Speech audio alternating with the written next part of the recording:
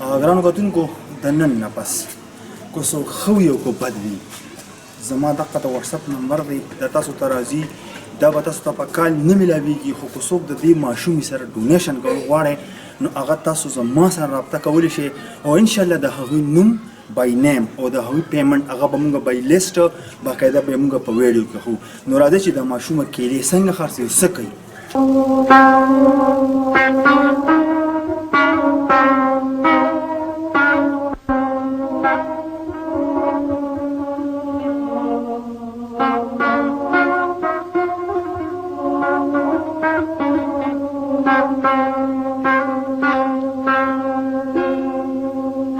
بسم الله الرحمن الرحیم السلام علیکم ورحمت الله وبرکاتہ ګرانو کتونکو ستاسو ورور آینه د کلتور نه اصغر چیما راغلی دی بټخیلې ته او په بټخیله کې بیا خټکی کړي ته ډیر زیات په میسنجر باندې پوسټونه هم راځي او ډیر زیات وایس میسیجونه هم راځي په واتساپ باندې ډیر زیات کالونه هم راځي خو د دې ځای یو ورور دی چې زه نه پیژنم د هغوی په سخته وینا باندې چې ته به لازمي ځي هلته کې او دا ماشومه چې کوم ده نو د دې به ته دا به دې دنیا ته ښې چې یو داسې ماشومه یو ګلالی ماشومه چې د کور کفاله کوي څنګه یې کوي په څه طریقې کوي زه دلته راغلی یم د دې ماشومې نه په خپل هم زباني اورو چې آیا دا څه کوي مزدوري کوي څه کوي نو هغه د دې نه په خپله باندې زباني اورو بچې السلام علیکم وعلیکم السلام بچې څنګه یې ښې ښه بچې ستا نامه څه ده ثنا ثنا بچې دا راته ووایه چې دا ماشوم چې دی دا ستا څه دی ورور مې دی وړوکی ورور دې دی ستا نه مشران وروڼه شته نه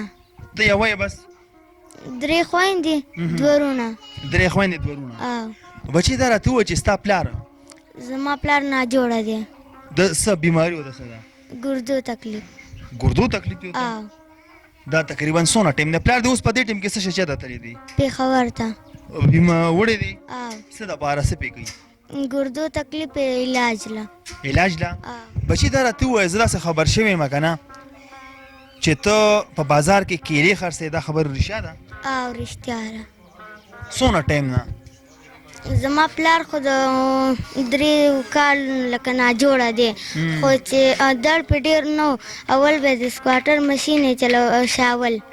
رمې به شاول چلو نو څو ورځې شکیلو دغه یې کوو ګاډۍ یې چلوله په دې چړای کې لکه راخېجولې دړ یې زیات شو اوس او اوس دړ یې زیات شو لاړو پېښور ته ماما زامن ټلیفون وکړو اوس زه خرڅوم 4 ورځې وشوې بچې دا راته ووایه ته چې کیلې سار ویسې څه ټایم راځي نن وختي رالم 12 بجې او نور کله ماښام راځم نن کیلې زر خرڅې شولې او څونه کیلې چې راوړې د 100 روپو راوړې خرڅې د 100 روپو ګټه پکې څونه کې په اوله ورځ یې رال د 600 روپو راکړه او بیا پرون چې بله ورځ د 500 او پرون د 350 نن د 500 روپو 500-600 روپۍ پاتې کېږي مونږ ته تا ته پاتې کېږي نو بچې دا راته ووایه چې په 500-600 روپۍ باندې ستا د پلار علاج کېږي نه کېږي نه کېږي که نه په دا 500-600 روپۍ چې ته راوړې نو د دې خو به ته اوړه هم راوړې غوړي به هم راوړې لکه ډېرې ورځې وشوې زمونږ اوړه کور کې نه دغه دوکانداران نه تاسو تپوس کوئ موږ دړی 50-100 روپو اوړه راوړو 10-20 روپو غوړي راوړو په هغې لکه د کار پې کوي انګولې پخو کله دې وایي زمونږ کله انګولې یي کله نه یي دغه شانې بنګه وخت تېرو په دې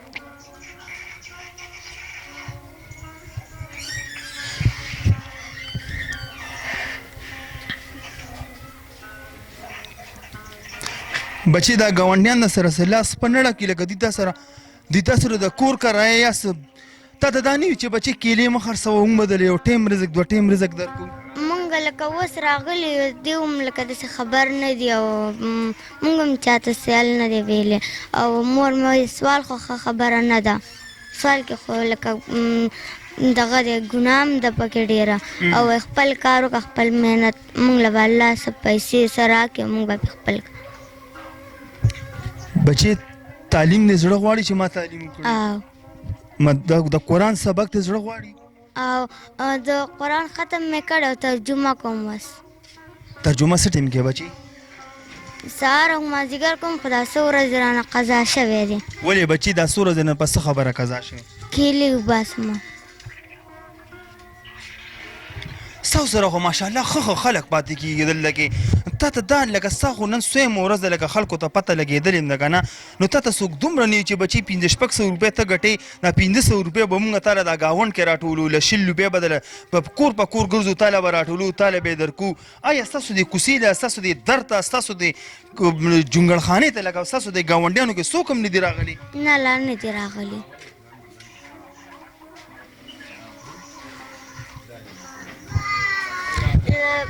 پلار ته مې د اپریشن ویلي دي د یوې ګردې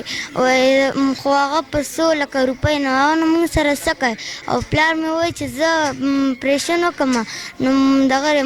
زه چې په کور کې سم نو ماله به لکه کار به څوک کوي غټ رونه خو زما نشته دی سکول دی بالکل نه دی ویلي مې دي څومره بچي شپږمه پورې تا شپږم کې سکول پرېښودو د قرآن سبق ته یې پرېښودو د قرآن سبق خو مې ویښو لکه مجبوري ده لکه یا به کیلې خرڅې یا به د قرآن سبق ووایې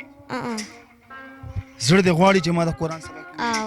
زړه دې غواړي چې ما تعلیم وکړلې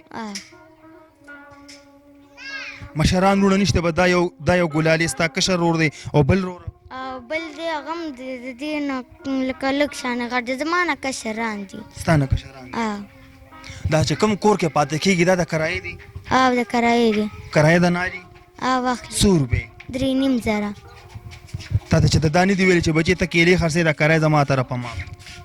نو یوه میاشت خو لا پوره شوې هم نه ده او موږ چې دی اولې میاشت پیسې ورکړې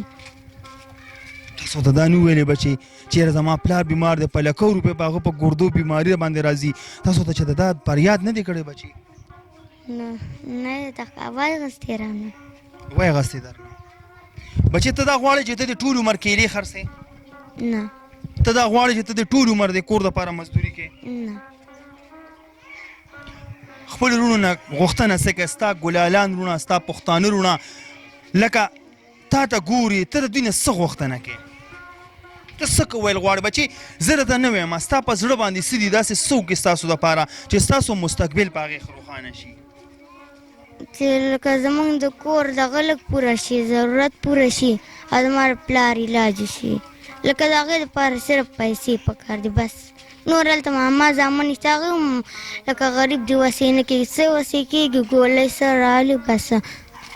او د پلار چې مې دی رونه هم نشته دی مړه دي خویندې هم نشته مور او پلار هم نشته یو کس دی ستا ماماګان شته بچې یو دی هغه څه کار کوي هغه دغه لکه دیاړي کوي چې دیاړي کې بچې به تاسو سره څه لاس مدد وکړي غریب خو به ځان له د هغه بال بچي د هغه به هم خاندان یا به تاسو سره څه مرسته وکړي ستا ترونه نشته دي نه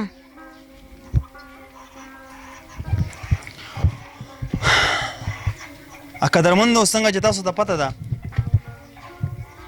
څه وخت مخکې دلته کې ملاله وه ملاله دپاره خو هر سړی راغلی دی ملاله دپاره خو هر سړي اواز اوچت کړی دی ملاله د ځمکې نه لاړه اسمان ته خو دا ملاله دا د کور دا کپاله چې کې دا ملاله به څه کوي دا هم هغې ملاله ته یو خواست کوي دا هم هغه د دې دا چې کوم د دې حلقې یا د دې علاقې یا د دې صوبې چې دا کم مشر دی تا چې بل ورځ د رشکې ماشوم له 1 لک روپۍ چک ورکو ښکلی کار دی کړی دی زه دې منم ستا نه دونه ستا دومره وس کېږي چې ته دا ماشومه وغواړې او دې دپاره هم یو وړوکې کورګۍ جوړ کړې د دې د پلار علاج وکړې آیا په دې حلقه باندې ایم پی آی نشته ایم این ای نشته وزیر اعلی نشته دا ګټور خلک دلته کې نه پاتې کېږي